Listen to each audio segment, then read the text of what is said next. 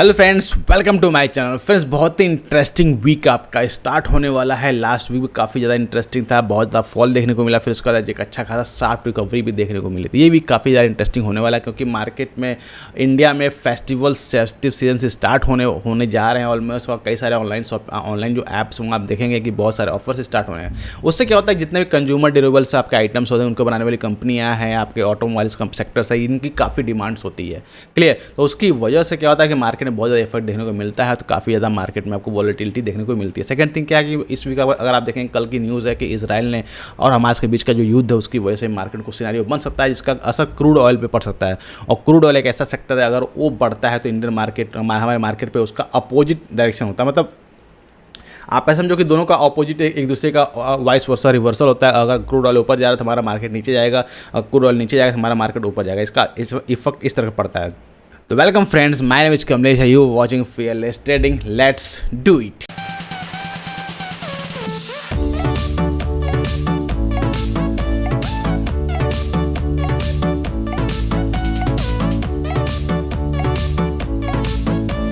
तो फ्रेंड्स, सबसे पहले बात करते हैं बैंक निफ्टी हमारा इस वीक कैसा परफॉर्म कर सकता है, कौन से इंपॉर्टेंट लेवल्स होने वाले जहां पे हमको ट्रेड प्लान करना है। सबसे पहले बात करते हैं बैंक निफ्टी के वीकली टाइम फ्रेम के बारे में कि वीकली टाइम फ्रेम में हमारा बैंक निफ्टी कैसा परफॉर्म कर रहा है।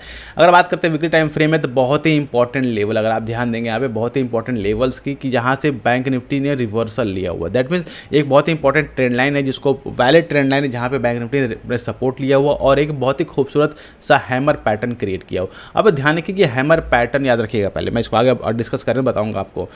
और हैमर पैटर्न बनाया हुआ और वीकली टाइम फ्रेम पे बनाया हुआ। जब वीकली टाइम फ्रेम पे बनाया हुआ, दैट मीन्स हम buyers are more aggressive than the sellers. Clear? इसका मतलब क्या है, बायर्स के फुल कंट्रोल में मार्केट है और सेलर्स को उन्होंने बीट किया हुआ, तभी एक हैमर कैंडल बनी और वो भी काफ़ी लंबी और वीकली टाइम फ्रेम पे। अगर डेली टाइम फ्रेम होती है तो उसकी जो इंपॉर्टेंस थोड़ी सी कम होती है, और आवली होती है या 50 मिनट स्टार्ट होती है तो उसका थोड़ी इंपॉर्टेंस कम होती है। जितना टाइम फ्रेम पे जो चीज़ बनती है फॉर्मेशन, उसका इंपॉर्टेंस सबसे ज़्यादा होता है। तो सेम कैंडल यही है। तो इस वीक में आपको बहुत ही क्रूशियल वॉच आउट करना है कि इसके ऊपर बैंक निफ्टी निकल, जैसे अगर इसके ऊपर बैंक निफ्टी निकला, दैट मीन इसका फॉलोअप कैंडल बनना शुरू हो गया और उसके से मार्केट वापस जो है फिर से जो इतनी बड़ी सेल ऑफ आया हुआ है, इस सेल ऑफ को फिर से वाइप आउट कर सकता है, फिर से वापस से इस लाइफ हाई को टेस्ट कर सकता है। तो इसको काफ़ी वॉच आउट करना पड़ेगा आपको इस वीक में। क्लियर? तो इसको बहुत इंपॉर्टेंट पॉइंट्स को ध्यान रखिएगा ना। अगर चार्ट को कन्वर्ट करते हैं डेली टाइम फ्रेम पे, जैसे डेली टाइम पे चार्ट कन्वर्ट करेंगे तो आपको बहुत ही इंपॉर्टेंट पॉइंट दिखेगा कि मार्केट एग्जैक्ट कहाँ से सब बाउंस बैक किया हुआ।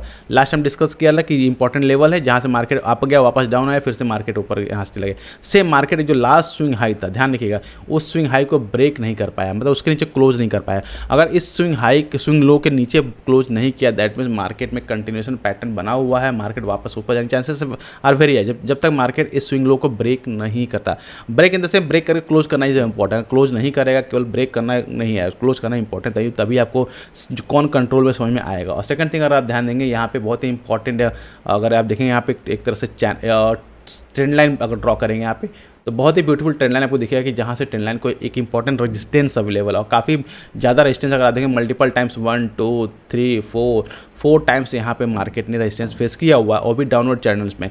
यहाँ पे अगेन मार्केट आ रहा है, तो अगर इसके ऊपर निकलने की कोशिश सक्सेसफुल हो जाता है और 44,600 के ऊपर निकल सक्सेसफुली क्लोज हो जाता है, फिर मार्केट में आप ये कह सकते हैं कि शॉर्ट टर्म आपका ये बॉटम बन चुका है। लेकिन सेकंड पॉइंट क्या है कि मार्केट कभी भी अगर मार्केट फॉल कर रहा है, सिंगल फर्स्ट अटेम्प्ट में वापस सेल ऑफ आता है, फिर मार्केट नीचे आता है, और जब नीचे आता है उस केस में ये लो को ब्रेक नहीं करना चाहिए और उसके ऊपर फिर मार्केट निकल जाए तो एक अच्छा मूव देखने को मिलता है। सेम अगर आप देखेंगे मार्केट यहाँ पे वापस आया, गिरा, फिर मार्केट ने रिकवरी की, फिर वापस मार्केट नीचे आया, लेकिन जब नीचे आया तो मार्केट का जो स्विंग लो था लास्ट, इसको ब्रेक नहीं किया और यहीं से रिकवर कर गया।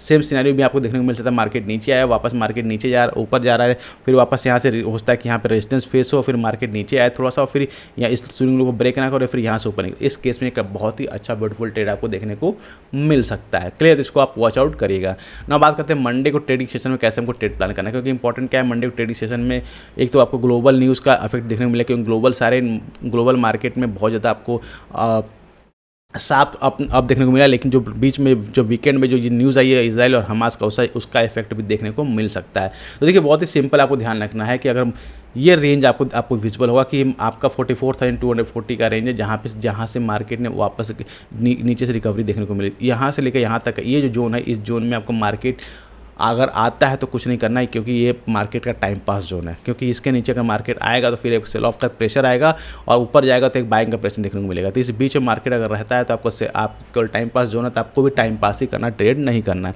लेकिन अगर इसके नीचे आता है, ध्यान रखिए, अगर इसके नीचे आता फिर से आप सेलिंग, तो आप सेलिंग प्लान कर सकते। टारगेट आपका जो ये गैप पड़ा हुआ है, इस गैप को फिल करें 44,000 तक का टारगेट आपको ले सकते हैं। ध्यान रखिए, इसको अगर ब्रेक करता है देन आपको इसको टारगेट लेना, अदरवाइज आपको टारगेट ये अचीव नहीं होगा। बात करते हैं अपर साइड में ये काफ़ी इंपॉर्टेंट रेजिस्टेंस का लेवल है, मैं ऑलरेडी बताया। तो जब तक इसके ऊपर निकल के सस्टेन ना कर ले, ध्यान रखिए, इसके ऊपर निकल के सस्टेन ना कर ले तब तक आपको बाय प्लान नहीं करना है। बहुत ही सिंपल, तब तक आपको बाय प्लान नहीं करना। अगर इसके ऊपर निकल के सस्टेन करता है, कुछ प्राइस एक्शन बनाता है, सपोज दैट मार्केट सीधे यहाँ पे ओपन होता है और ओपन होकर मार्केट वापस नीचे आता है, फिर मार्केट निकल जाता है, इस केस में आपको प्लान करना है। अगर सेकंड थिंग क्या था, मार्केट इसी के आसपास कहीं ओपन होता है, इस रेंज में कहीं ओपन होता है, फिर यहाँ समय बिताता है, फिर ब्रेकआउट करता है, तो तभी भी आप बाई प्लान कर सकते हैं। तो इस तरीके से आप उसको प्लानिंग कर सकते हैं। तो आई होप आपको बैंक निफ्टी के सारे लेवल्स क्लियर हो गए, कैसे आपको ट्रेड प्लान करना है। चलिए बात करते हैं नेक्स्ट इंडेक्स की, that is your Nifty 50 index. लेकिन टिल दैट, उससे पहले गाइज, अगर आपने अब तक हमारे चैनल को सब्सक्राइब नहीं किया है तो जरूर सब्सक्राइब कर ले, ताकि इस तरह की इन्फॉर्मेटिव वीडियो आपसे मिस ना हो आपकी लर्निंग में, क्योंकि जितनी आपकी लर्निंग बढ़ेगी उतनी ही आपकी अर्निंग बढ़ेगी। साथ ही गाइज, अभी तो हमारे टेलीग्राम चैनल को आपने ज्वाइन नहीं किया है तो वहाँ जरूर ज्वाइन करें, जहाँ पे लाइव मार्केट में बहुत सारे ट्रेड जो आपको अपडेट में पोस्ट करता है, जिससे काफ़ी आपको हेल्प मिलती है। नाउ अब बात करते हैं निफ्टी 50 की। तो जस्ट लाइक बैंक निफ्टी, अगर निफ्टी की बात करते हैं तो निफ्टी में बहुत ही स्ट्रॉन्ग हैमर कैंडल का फॉर्मेशन हुआ है बैंक निफ्टी के मुकाबले। क्लियर, अगर आप देखें क्लियरली, अगर बहुत ही स्ट्रॉन्ग हैमर कैंडल हुआ, उसका अगर आप विक देखेंगे, जो टेल देखेंगे, बहुत बड़ी टेल है। जितनी बड़ी टेल होती है उतनी बड़ी आपको फिर बैंक की प्रेशर देखने को मिल सकता है। सेम कंडीशन यहाँ पर देखने को मिलेगी।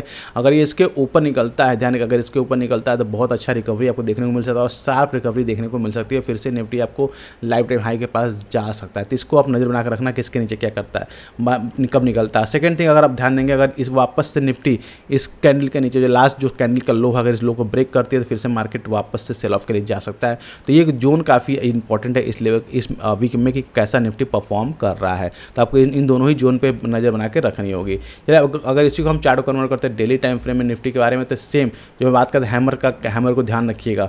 आप देख सकते हैं कि हैमर कैंडल जो फॉर्मेशन हुआ, उसका मार्केट ने कितना बड़ा गैप अप करके आपको मूवमेंट दिया। दैट इसको बोलते हैं रनवे गैप। रनवे गैप क्या होता है, जब मार्केट आप किसी डायरेक्शन को पकड़ता है तो वो गैप अप करके फिर मार्केट ऊपर निकले, गैप अप करके साइडवेज करके मार्केट ऊपर निकले। उससे क्या होता है, जितने रिटेल प्लेयर्स होते हैं फंस जाते हैं और ट्रेड ले नहीं पाते हैं, क्योंकि गैप अप हुआ, उनको प्रॉफिट मिलेगा, फिर मार्केट साइडवेज करते हैं। तो साइडवेज करते हैं तो जितने सेलर्स होंगे उनको प्रॉफिट होगा, जो बायर्स, ऑप्शन बायर्स है, उनको प्रॉफिट नहीं होगा। क्लियर। तो उस केस में क्या होता है, मार्केट जो रिटेल प्लेयर फंस जाते हैं वो ट्रेड ही नहीं ले पाते। सेम कंडीशन आपको देखने को मिल रही है कि मार्केट नीचे आया, वापस मार्केट हैमर कैंडल बना, फिर फॉलो अप कैंडल देखते आप निकलती चली जा रही है। तो काफ़ी क्रूशियल होता है। तो इस वीक में आपको ध्यान रखना है कि निफ्टी में अगर आप देखेंगे इंपॉर्टेंट लेवल्स, तो ये इंपॉर्टेंट है कि आपका रेजिस्टेंस का लाइन है, जस्ट लाइक बैंक निफ्टी में आपको रेजिस्टेंस का लाइन देखने को मिल रहा है।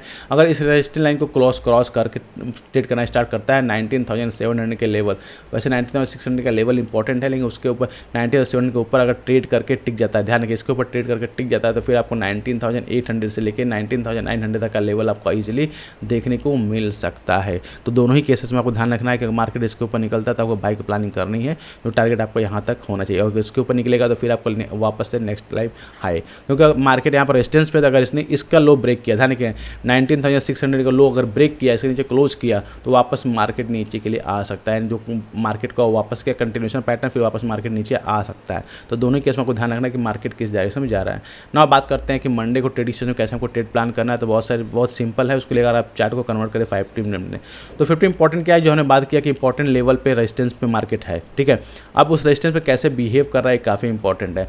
तो अगर इस रेजिस्टेंस के ऊपर निकलता है 19,680 के ऊपर निकल जाता है, ध्यान रखिए, अगर इसके ऊपर निकलता है तो एक अच्छा खासा आपको बाइंग साइड प्रेशर देखने को मिल सकता है, जिसमें आपको 50 से लेकर 100 पॉइंट तक का टारगेट इजीली आपको अचीव कर सकते हैं। सेकंड थिंग बात करते हैं अगर सेलिंग के लिए, तो सेलिंग जब तक मार्केट इस 19,600, क्योंकि ये काफ़ी इंपॉर्टेंट डिमांड जोन है, क्योंकि मार्केट गैप अप हुआ, वापस मार्केट नीचे आया, फिर से मार्केट ऊपर चला गया। जब मार्केट वापस नीचे आया तो फिर लास्ट स्विंग लो को इसने ब्रेक नहीं कर पाया और यहीं से मार्केट रिकवर कर गया। दैट मीन्स यहाँ पे ये काफ़ी अच्छा एक डिमांड जोन है। तो अगर इस डिमांड जोन को निफ्टी ब्रेक करता है देन आपको एक अच्छा सेल ऑफ देखने को मिलेगा। क्लियर। तो आपको ध्यान रखना 19,580 का लेवल अगर इस लेवल को ब्रेक डाउन करता है निफ्टी, तो एक अच्छा खासा सेल ऑफ देखने को मिल सकता है, जो कि 19,480 तक जा सकता है, क्योंकि गैप का एरिया भी है। तो जाहिर जाहिर सी बात है इसके नीचे अगर आप निफ्टी आता तो गैप फिल करने की कोशिश करेगा। तो आपको ध्यान रखना कि इसके नीचे आपको सेल करना है और इसके नीचे आपको बाय करना है।